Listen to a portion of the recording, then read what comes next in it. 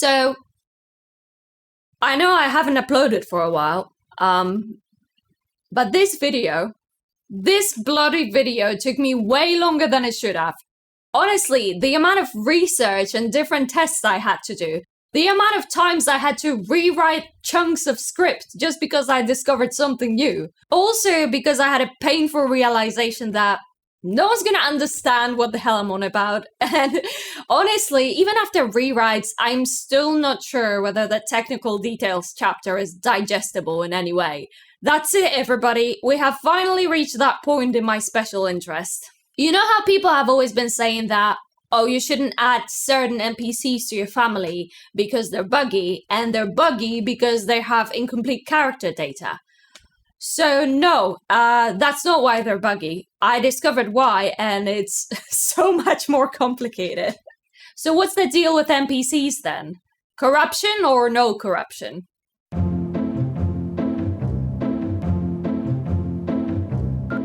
You know, in The Sims 2, not all NPCs are created equal. You've got townies, which are nearly identical to playable Sims in almost every aspect. Then there's service NPCs like the maids, nannies, delivery people, or baristas, who are basically townies but in fancy uniforms. Both of these NPC groups are completely safe to interact with, and in fact, the game allows you to do so without cheats. Of course, there's universal NPCs like the Grim Reaper or Therapist, who cannot be interacted with, they don't have character files, and they only appear during very specific circumstances.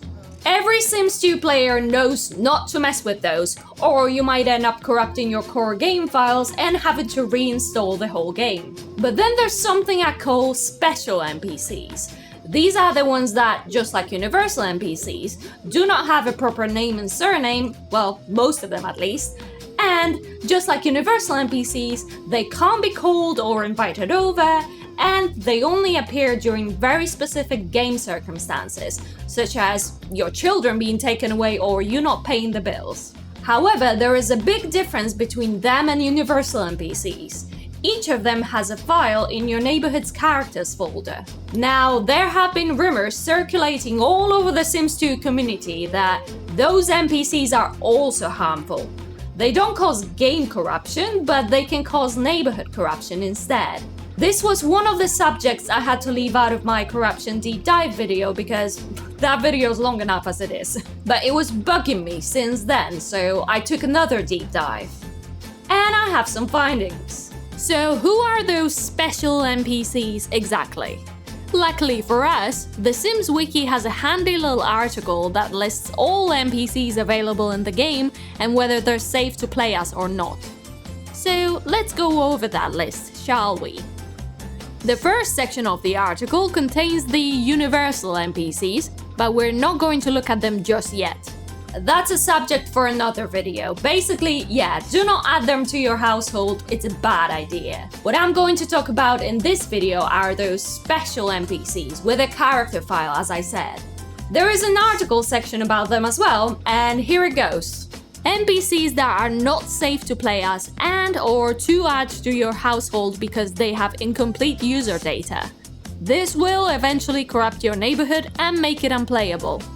Breakdancers, carpool drivers, fire dancers, food stand chefs, food table judges, human statues, neutral witches, ninjas, repo man, social bunnies, social workers, tour guides, unsavory charlatan, wise old man, and ghost sims.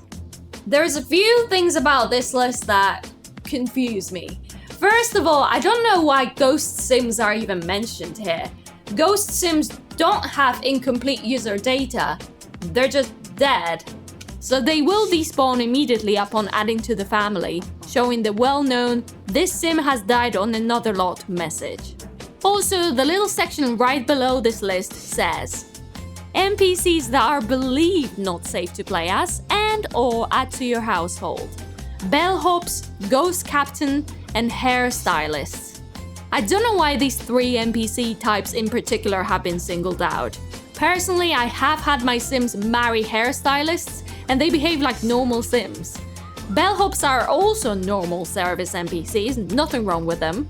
I think the issue is that the 3 pre-made bellhops that ship with Bon Voyage, David McKellen, Phil Goldman, and Dixon Young, all have a memory of meeting Dollar Subject. And I hope that regular viewers of my channel already know what this means. Whoever that sim was, their character file was deleted. Which is not the best thing ever, but not the end of the world either. Those memories can just be deleted. And I'm guessing that over the years people got it confused, and the fact that all 3 bellhops have this corrupted memory turned into the bellhops are not safe to play as, period. As for ghost captains, I think they should be on the list along with the social bunny and the fire dancer because they share some of the characteristics. Namely, when added to the family, they can be controlled but can't be interacted with and have static motives. I'll explain why that's relevant later in the video. Oh, and they are also transparent, but that's because they have these flags checked in their sim description. Not the is ghost flag, mind you, because that one makes the sim fully dead. Go watch my Bella Goth video for more details. So let's have a look at all those NPCs that the Sims 2 community has always considered unsafe.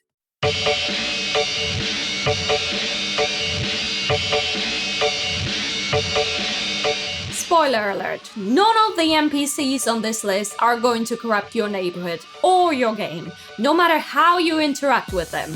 I see literally no way they could possibly cause any harm to your game. You can move them into your family, you can delete them, you can kill them, and it's going to be absolutely fine. The game is just going to generate another NPC in their place. The only caveat is that most of them are buggy, to varying degrees, with some of them having just a few annoying quirks here and there, and others being literally unplayable. First, I'm going to go over all NPCs on this list, roughly ordering them from the least broken to the most broken, and then I'll tell you more about why they behave the way they do and how to fix this if you want to add them to the family. So, social worker has always been mentioned as the NPC that you should never interact with under any circumstances because she has missing character data and she corrupts your neighborhood. Which is very ironic considering that she's the least broken of the bunch. In my opinion, she's a complete sim, there's nothing missing here. When added to the family, social worker acts like a regular playable sim. As I said, they have complete character files and complete sim descriptions. They have everything: aspiration, personality, interests, even bloody turn-ons and turn-offs, which is not the case for many other NPCs on this list. You can control her, you can send her to work, to a community lot, you can get her to marry and have kids. She can interact with anyone and anyone can interact with her, with no limitations. Her motives are also dynamic, meaning that they will go down over time. Honestly, I couldn't find any differences between the social worker and a normal sim, other than the fact that she doesn't have a surname, but that's not game breaking. The game technically allows sims to have blank surnames, even if you can't create a sim without one. Interestingly enough, if you get them to find their own place, their new household will get the same name as their old household rather than being empty. So, if for some reason you fancy playing as a social worker, you can add her to the family with no extra fixes required. The Sims Wiki mentions the possibility of getting the social worker as your blind date from the matchmaker. And I've also found some forum posts from more awesome than you users suggesting that it has happened to them. I tried very hard to trigger the scenario and she just wouldn't spawn no matter what, even if I literally deleted all other Sims from the neighborhood. Until someone on Reddit mentioned that this has been patched out in Open for Business. I still have my virtual machine, so I installed Nightlife, and after a few tests, lo and behold, she fell from the sky. Obviously, since she was always considered a dangerous NPC, people tend to advise not to interact with her, but I can assure you, nothing bad happens to your neighborhood if you will. Repo Man is very similar to Social Worker in how he acts like a normal sim when added to the family, other than the fact that his plumbob is inside of his body for whatever reason. Again, it's not a game-breaking problem, just an annoying visual glitch. As to why that happens, My guess is that something in the Repo Man's character file tells the game that he's much shorter than he actually is. Next we have the carpool driver and the tour guide. I put those two together because they both share a very similar issue. But first, who the hell is a carpool driver?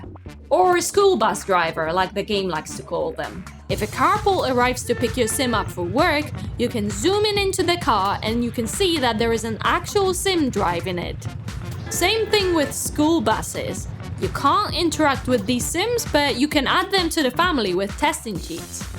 If they are made controllable, you can see that, again, they have all stats, they can be controlled, and they behave like a normal sim. The only problem is that they cannot be interacted with. They can interact with other sims, no problem, but those sims can't interact with them back. And also, they don't have any options appear whenever you click on them whilst they're selected. The tour guide is a similar story. Tour guides are the NPCs that take you on tours in the vacation destinations. So both the carpool driver and the tour guide behave exactly like normal sims, except they cannot be interacted with. I will explain why that is in the later part of the video. Remember ninjas? They come with the Bon Voyage expansion, they normally spawn in Takemizu village, and can teach you teleportation if you give them correct answers to some cryptic questions. What happens if you add a ninja to your household? They go nuts, that's what.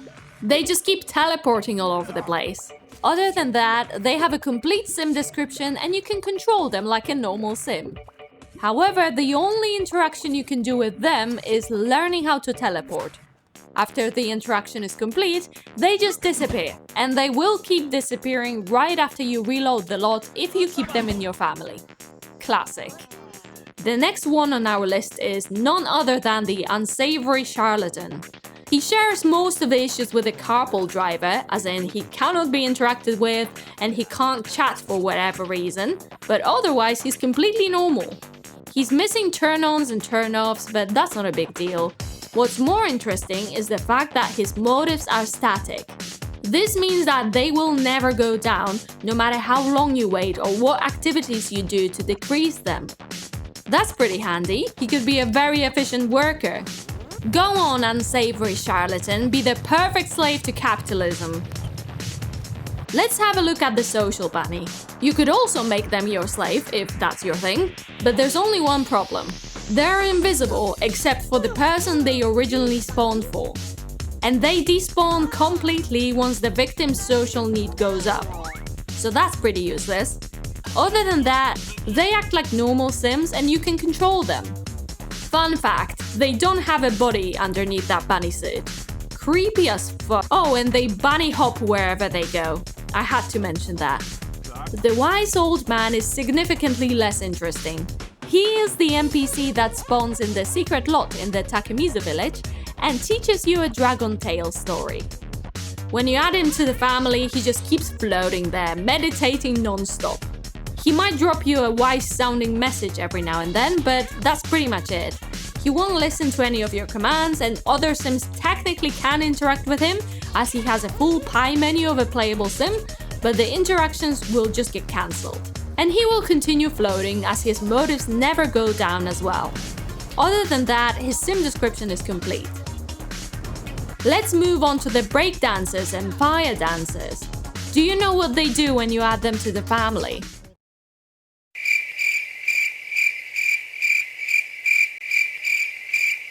That's it, absolutely nothing. They will keep standing there forever, as their motives do not go down as well. In fact, all remaining sims on this list also have static motives. Other sims cannot interact with them, other than wait for performance, which will never happen, and you cannot control them.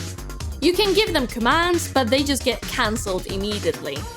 Fun fact. If you add one of these NPCs into a household, they can become a part of your welcome wagon.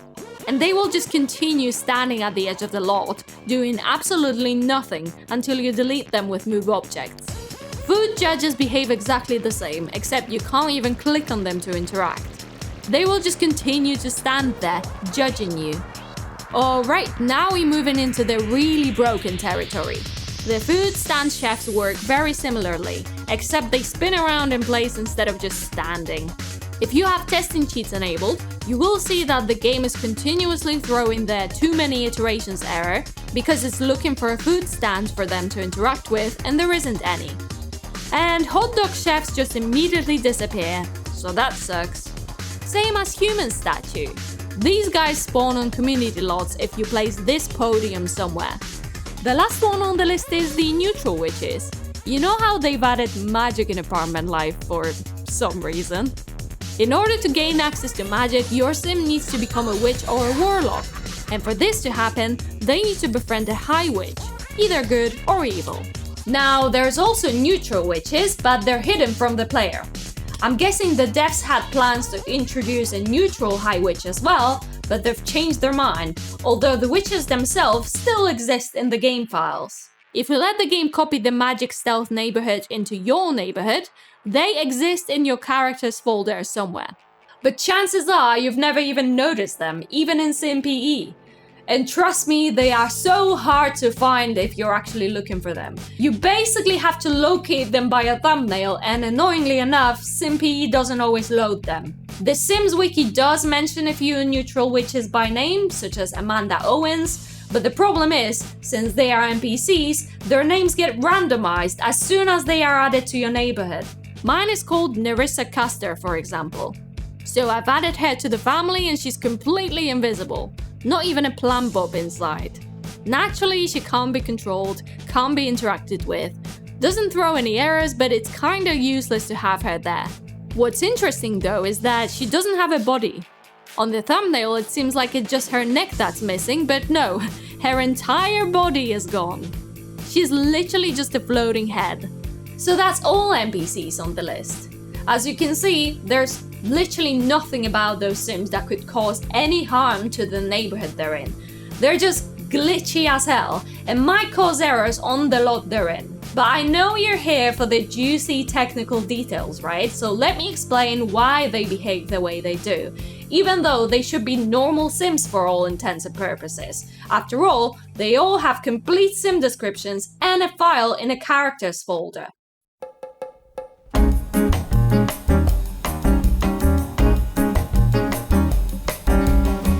Okay, so first, let's talk about the fact that other Sims can't interact with the number of NPCs on this list. Why does this happen? Well, the answer is interaction table ID. Brace yourselves for some techie talk, but bear with me please, because this is all going to start making sense in a minute. Hopefully. As I mentioned in my corruption video, every package file is sort of like a zip archive. When you open any of them in SimPE, you can see them organized into different file types on the left. One of the most common file types that The Sims 2 uses is a pie menu function, also known as interaction table, TTAB for short. Don't ask me where these letters came from. A pie menu function is this handy little bit of file that contains all interactions that belong to a specific object. Whenever you specify a new interaction, you enter the text that displays on the screen, and you can also organize them into groups using 3 dots and a / like this. Then you select who can use this interaction, whether it's joinable or not, as in whether you can invite other Sims to join, if it's a debug mode interaction, so if it appears only when you're doing shift-click when testing cheats are enabled, and so on. You also select the associated behavior function, which is a function that fires off when that interaction is selected. In plain English, you can tell the game, when I select this option, I want this to happen. The interaction tables are normally located in the objects.package file. Custom content can also have them inside their own packages if they add any new interactions. Every object in the game has something called object data. Think about it like a core of an object, which has all the information about what kind of an object that is, what is its unique identifier, also known as GUID, and things like the catalog price, buy, build, menu category, etc. Yes, every sim in the game also has object data in their character file. Their catalog price is 0 simoleons, of course. Now, what does that have to do with pie menus? You see, you have to tell the game somehow that if I click on this object, I want this specific pie menu to appear. For example, when I click on the bed, I want to see the options to sleep, relax, etc. And when I click on the sim, I want the sim-related option to appear, right? How do I connect the two? By using the interaction table ID property inside object data. The ID for pie menu for playable sims is 129. It's this one right here. Now let's have a look at the carpool driver's character file. What does the interaction table ID say? -1. -1 is not a valid ID because it's a negative number. So it's a way of telling the game there is no pie menu to display. This object cannot be interacted with. If you change the value in this cell to 129, commit, and then save the character file, they can be interacted with as normal, because you've just told the game to use the correct pie menu. Some of you who are more used to playing around with SimPE are probably like, hang on a minute, you said that it's just the interaction table ID that matters, but there's like 100 pie menu functions with the ID 129 in object subpackage, right? How the hell does the game know which one to use? That's because the resource group needs to match as well. This is the group for person globals. That's how I found the correct table. And don't worry, I will get to groups in a minute. Groups are one of the most important subjects in the Sims 2's code, but they're kinda difficult to explain. For now, let's just keep that on the back of your heads. Okay then, why do most of them display those weird glitchy behaviors that make them unplayable? For example, Ninja keeps teleporting all over the place, fire dancers just stand there, etc. First, I thought this has something to do with behavior functions in their character file. First of all, because that's what everybody was always saying, right? That the reason why you shouldn't interact with those sims is that there's something wrong with their character file, like it's incomplete or buggy or whatever. Second of all, if you open up any character file of any of those NPCs, you can see that most of them do have behavior functions hidden in there.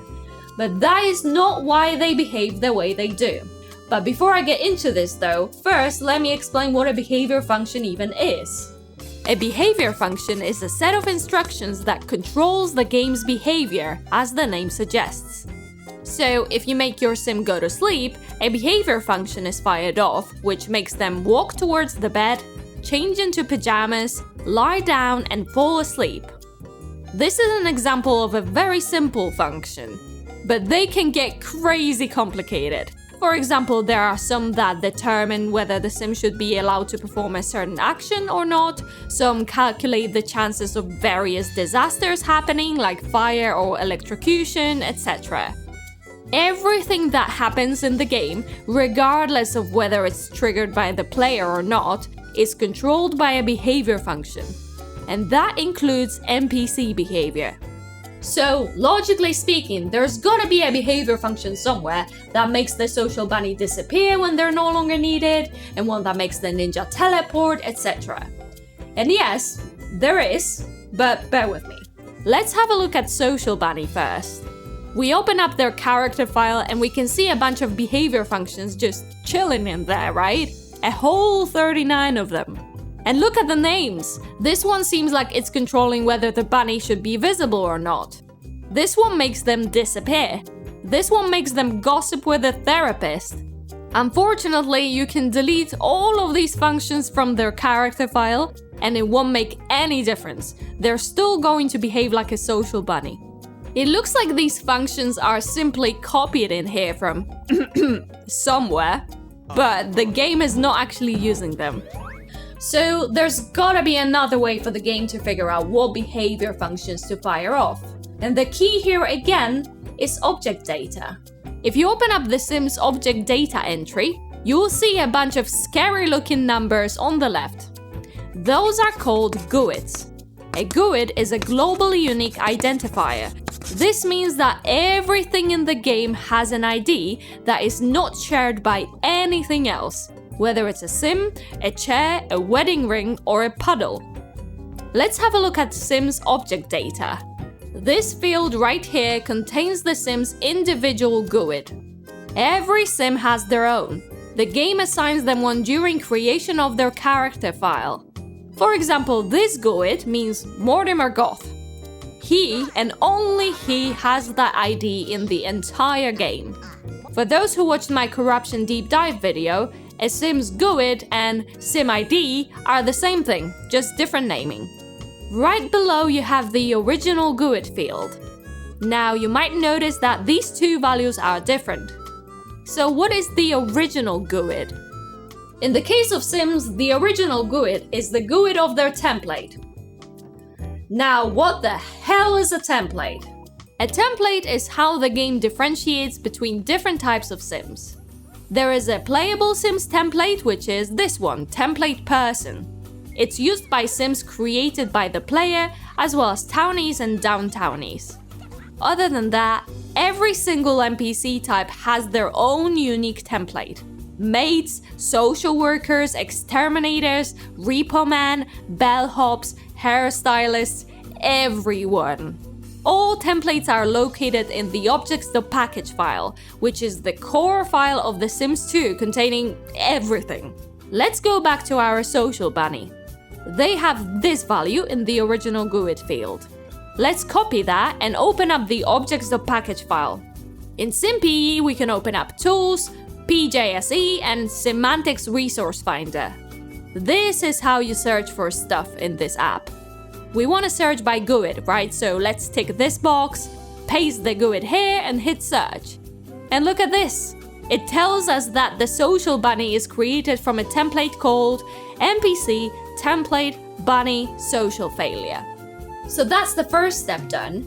We know how the game figures out what type of NPC we're dealing with. But how the hell does it figure out what behavior functions to use? There's 47,000 of them. And this is where the groups come in. In SimPE, every resource, no matter what it is, has a group column. This is how the game organizes all the items together. Think about what is needed to make a functional object in The Sims 2. You need a mesh, so the object's 3D shape. You need a texture, all animations related to that object, any audio effects that the object generates, pie menu functions and pie menu strings, any constant values used to calculate stuff, catalog descriptions so the text you can read in by build mode, and last but not least, behavior functions, which make this object actually functional. Objects.package has 154,982 items in it. You need a way to sort through all of this stuff. And this is what groups do. Say we want to have a look at this specific bed. We open up the bed's object data. Down here you have the resource tab, where you can see that bed's group. If you copy this value and let SimPE filter everything by the group ID, you can see everything that belongs to this bed. We can do the same thing with templates. If we take the Social Bunny's template group ID and filter by it, we finally see all functions that are responsible for their unacceptable behavior. This is where they come from, not the character file. I seriously hope you're still with me. I swear to God, my videos get more and more complicated. If you want to make an NPC fully playable, after assigning them the correct interaction table ID, the only other change you need to make is to swap up their original GUID with the GUID of a person template, which is this one. That way you're telling the game, this is not a social bunny, this is a playable character. Then you hit commit and save and bam! The NPC is now considered a normal playable sim and will not exhibit any weird behaviors whatsoever. Interestingly enough, the neutral witches template is the template of the spectral assistant. I think this is a very clever way of making this NPC invisible without actually deleting them from the game, since the spectral assistant can only appear during very specific gameplay conditions. Of course, after assigning her the person template, she acts like a regular sim. She's still a floating head though. One thing I need to mention is that this template logic doesn't only influence the behavior of special NPCs. As I said before, every single NPC type has their own template. And this is the cause for some weird behavior that you might experience after adding NPCs that are actually considered safe by the Sims Wiki. You know how the cheerleader insists on changing into a llama suit every time she spawns? Or how the headmaster always switches their age group back to an adult, no matter how many times you try to age them into elders? To stop this behavior, simply change their original GUID into a person template. To summarize, you can turn any NPC into a fully playable sim as long as you make those two simple changes to their character file. First, change the interaction table ID to 129, then change their original GUID to this, commit, and save. And that's it, you should no longer experience any glitchy behavior. Of course, that doesn't work for universal NPCs because they don't have a character file. I will paste the person template ID in the description so that you can easily copy it if you want.